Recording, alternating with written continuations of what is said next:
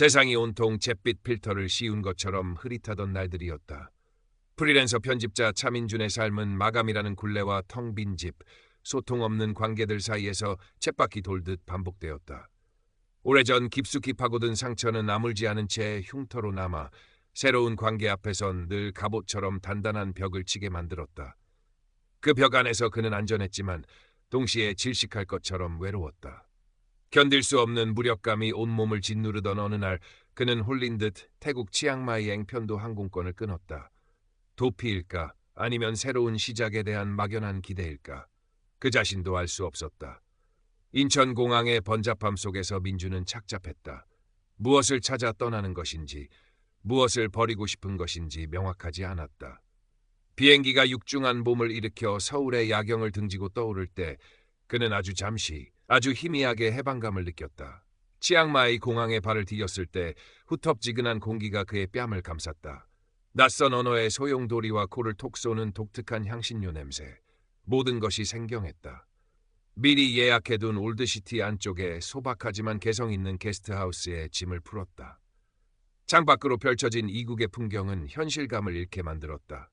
며칠을 목적 없이 헤맸다. 붉은 벽돌의 오래된 성벽, 금빛으로 반짝이는 사원의 첨탑, 느릿느릿 흘러가는 핑강. 모든 것이 아름다웠지만 그의 마음속 공허는 채워지지 않았다. 저녁 식사를 해결하기 위해 정처 없이 걷던 길이었다. 좁고 구불구불한 골목길 끝에서 낡았지만 정갈해 보이는 작은 태국 식당을 발견했다. 판아룬 새벽의 집. 간판의 글씨가 희미했다. 문 앞에서 잠시 망설였다. 혼자 식당에 들어가는 것은 언제나 어색한 일이었다. 하지만 허기 때문인지 아니면 이름 모를 이끌림 때문인지 그는 용기를 내어 문을 밀고 들어섰다. 딸랑 문에 달린 작은 풍경 소리가 났다. 식당 안은 아담하고 따뜻한 분위기였다. 4-5개의 나무 테이블, 벽에는 태국 전통 문양의 천이 걸려 있었고 창가에는 작은 허브 화분들이 놓여 있었다. 그리고 그곳에 식당 주인으로 보이는 한 여자가 있었다. 사와디카. 여자는 부드러운 미소와 함께 그를 맞았다. 40을 갓 넘겼을까. 약간 그을린 건강한 피부톤에 크고 깊은 눈망울. 그 눈빛은 따뜻했지만 아주 깊은 곳에는 슬픔 같은 것이 어려있는 듯했다. 민주는 자신도 설명하기 어려운 묘한 끌림과 함께 낯선 동질감을 느꼈다. 팟타이 하나 주세요. 서툰 영어로 주문하자 여자는 고개를 끄덕이며 주방으로 향했다. 그녀의 이름은 아리아였다. 민주는 그녀가 정성껏 음식을 만들고 다른 손님들에게 다정하게 말을 건네는 모습을 물끄러미 바라보았다. 잠시 후 나온 팟타이는 훌륭했다. 단순한 음식이 아니라 만든 사람의 온기가 담겨있는 듯했다. 음식 아주 맛있습니다. 어색하게 건넨 칭찬에 아리아는 수줍게 미소 지었다. 그 미소는 어둠 속에 켜진 작은 촛불처럼 민준의 잿빛 세상에 아주 작은 균열을 내는 듯했다. 다음 날부터 민주는 마치 자석에 이끌리듯 매일 판아룬을 찾았다. 아리아는 그를 기억하고 이전보다 더 반갑게 맞이하며 가끔 그가 좋아할 만한 메뉴를 추천해주기도 했다. 오늘은 카오소이 어때요? 치앙마이 전통 국수인데 당신이 좋아할 것 같아요. 그녀의 목소리는 나긋나긋했다. 여전히 짧은 대화들이 오갔지만 그 사이에는 미묘한 편안함과 익숙함이 쌓이기 시작했다.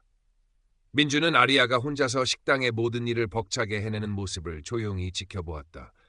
이른 아침 시장에서 장을 봐오고 쉴 새 없이 재료를 손질하고 주문을 받고 요리를 하고 손님이 떠난 늦은 밤에는 홀로 남아 설거지를 하고 가게를 정리했다. 그녀의 지친 어깨와 깊어지는 한숨을 목격할 때마다 민주는 마음 한구석이 아릿해졌다. 어느 날 오후 아리아가 무거운 식자재 박스를 옮기다 발을 헛디뎌 넘어질 뻔한 위태로운 순간을 보았다. 민주는 자신도 모르게 반사적으로 다가가 그녀를 부축하고 박스를 대신 들어 올렸다. 제가 들죠. 무거워 보이는데. 아리아의 놀란 눈이 그를 향했다. 잠시 당황한 듯했지만 이내 작은 감사 인사를 건넸다. 컵쿤카, 정말 고맙습니다, 민준 씨. 그녀가 자신의 이름을 기억하고 있다는 사실에 민주는 자신도 모르게 가슴 한구석이 따뜻해지는 것을 느꼈다. 이 일을 계기로 민주는 이전보다 조금 더 적극적으로 하지만 여전히 조심스럽게 아리아의 일을 셔틀지만 돕기 시작했다. 가게 앞 작은 화분에 물을 주거나 테이블을 닦거나 영어와 한국어가 함께 적힌 새로운 메뉴판을 만들어주는 시기였다.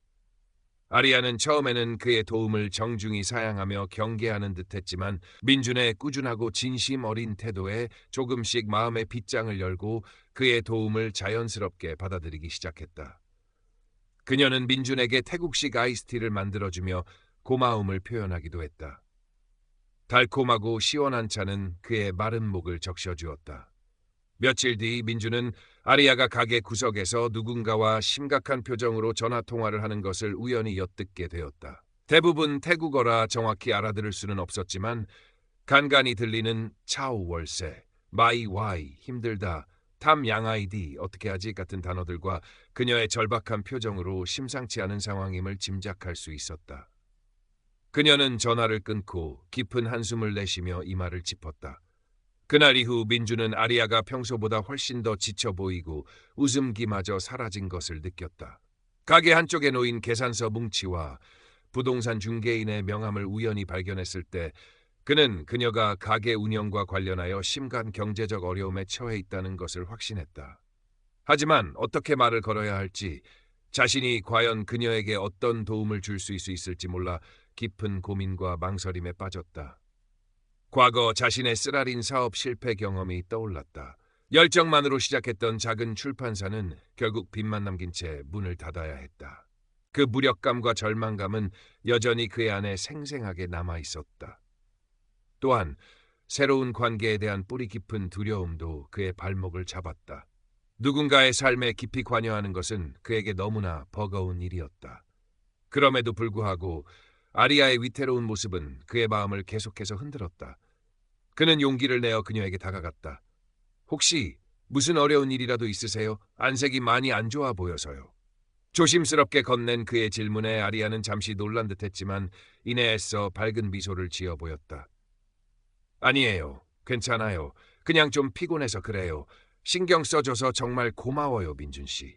하지만 그 미소는 금방이라도 부서질 것처럼 위태로워 보였다. 그녀의 눈가에는 숨길 수 없는 근심이 가득했다. 민주는 더 이상 묻지 못하고 침묵했다. 그 침묵 속에서 두 사람 사이에는 무거운 공기가 흘렀다. 장대비가 쏟아지는 어느 날 저녁이었다. 하늘에 구멍이라도 뚫린 듯 세찬 비가 창문을 두드렸다. 가게에는 민준밖에 손님이 없었다. 빗소리만이 가득한 식당 안, 아리아는 텅 빈 창밖을 하염없이 바라보며 깊은 생각에 잠겨 있었다. 그 모습이 너무나 외롭고 슬퍼 보여 민주는 가슴이 저려왔다. 그는 더 이상 망설이지 않고 진심을 담아 그녀에게 다가가 말을 건넸다. 이 식당, 처음 왔을 때부터 음식 맛도 정말 훌륭했지만 그것보다 아리아 씨의 따뜻한 마음과 진솔한 이야기가 고스란히 담겨 있어서 더 특별하게 느껴졌어요. 이렇게 쉽게 사라지기엔 너무나 아깝고 소중한 공간이라고 생각해요. 그의 진심 어린 말에 아리아의 눈가가 촉촉해지더니 결국 참았던 눈물이 뺨을 타고 흘러내렸다. 그녀는 고개를 숙인 채 한동안 흐느꼈다. 민주는 말없이 그녀의 곁을 지켰다. 시간이 얼마나 흘렀을까? 아리아는 천천히 고개를 들고 젖은 목소리로 자신의 이야기를 시작했다. 그녀는 먼저 세상을 떠난 사랑하는 남편과 함께 이 식당 반하룬을 열었던 행복했던 시절의 이야기를 꺼냈다.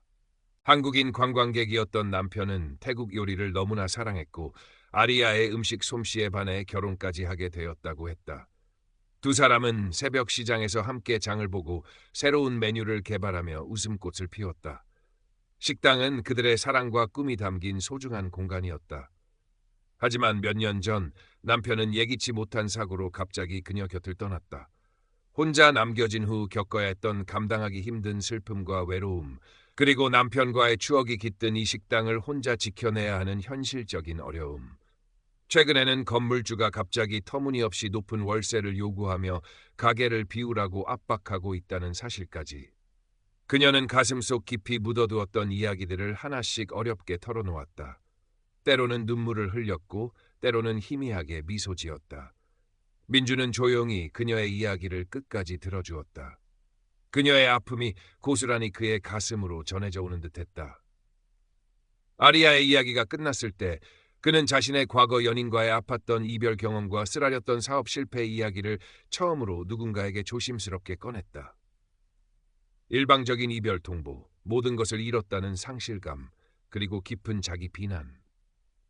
그는 자신의 상처를 드러내는 것이 두려웠지만 아리아의 아픔 앞에서만큼은 솔직해지고 싶었다. 저도 비슷한 아픔을 겪어봐서 혼자서 모든 것을 감당한다는 게 얼마나 외롭고 힘든 일인지 조금은 알 것 같아요. 하지만 아리아 씨는 정말 강하고 멋진 분이고 분명 이 어려움도 잘 헤쳐나갈 수 있을 거예요. 혼자 너무 모든 짐을 짊어지려 애쓰지 마세요. 그의 진심 어린 위로와 공감에 아리아는 처음으로 민준 앞에서 어린아이처럼 소리내어 울었다. 민준은 말없이 그녀의 어깨를 가만히 토닥여 주었다. 빗소리는 여전히 창밖을 때리고 있었지만 식당 안에는 두 사람의 상처받은 영혼이 서로를 위로하며 만들어내는 조용하고 따뜻한 온기가 감돌고 있었다. 그날 그들은 서로의 가장 깊은 슬픔을 공유했고 그 슬픔을 통해 아주 조금 더 가까워졌다. 그날 이후 두 사람은 이전보다 훨씬 더 가까워지고 서로에게 마음을 열게 되었다.